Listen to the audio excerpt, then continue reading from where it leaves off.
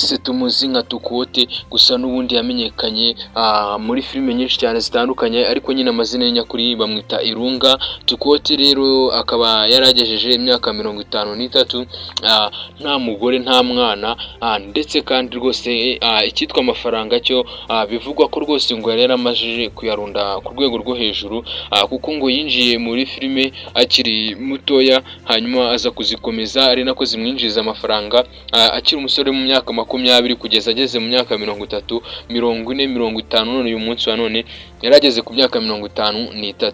Tukote rero yagiye ngo ajya mu rukundo ngo akababazwa, bityo biza kurangira afashe umwanzuro ko atazigera akundana undi munsi wari wo wose. Hanyuma rero mu mwaka wa 2024 Tukote yaje gukundana n'umunyaseychelles, gusa ntibyagenda neza ngo uwo munyaseychelles yaje kubenga Tukote, maze Tukote noneho ngo birangira avuze ko neza ngo ibintu bijyanye no kuba yajya mu rukundo abiretse burundu. Ariko n'ubundi nyuma mu mwaka wa 2026 birangiye agaragaje umukunzi we, ndetse avuze ko afite umukunzi mushyashya, ndetse ngo witeguye gukundana nawe, avuga ko rwose ngo amukunda. Ubwo ngubwo Tukote nyine ni ko yamwambikaga impeta, ariko nyine uyu mukobwa akaba atigeze agaragazwa amazina ye, ndetse na Tukote yanze kugira icyo atangariza itangazamakuru, avuga ko rwose ngo bagomba gutegereza, ndetse avuga ko rwose ngo umukunzi we ari nk'agaseke gapfundikiye, bategereze rero azagapfundure bamurebe.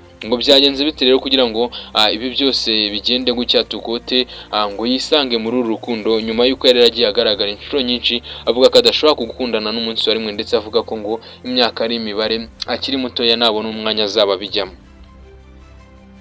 Nibwo rero Tukote yaje kugenda avuga ko atazongera gukundana, kubera ko nyine yari yaragiye ababazwa n'abakobwa, bityo rero aza no kubireka burundu. Ariko nyine ntibyarangira aho, kubera yuko n'ubundi Tukote yaje guhita afata umwanzuro ko rwose nubwo byagenda gutyo agomba kuzongera agasubira mu rukundo, cyane ko yatangaje ko ngo afite umukunzi bakundanye bameze neza, umwumva ndetse utanamugora. Ibyo ngibyo ngo bikaba byatumye Tukote yongera gusubira mu rukundo, cyane ko ngo umukobwa ari mu rukundo amwereka icyizere cyose cyo kuba bakomezanya.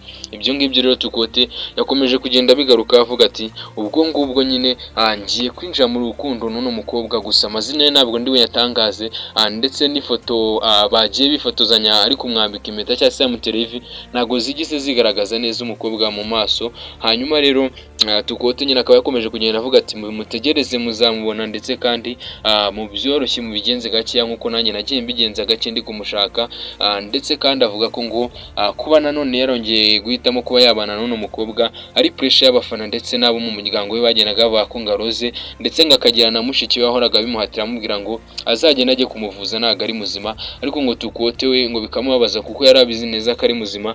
Nibwo rero yahise gufata umwanzuro wo kuba yashaka umugore cyangwa se yajya mu rukundo.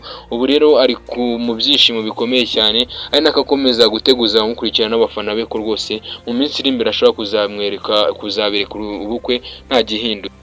Ngaye nguko rero imyaka n'imibare Tukote wa 53 abonye umukunzi, bagiye kujya mu rukundo cyangwa se kubana. Hanyuma rero ni Nereze TV Media, ngiye dukomeje kubana mu kiganiro nitwereze, kanda subscribe kugira ngo tuzabashe kubana mu biganiro byacu uko bigiye bikurikiranye. Mugire ibihe byiza kandi Imana ibarinde. Bye bye.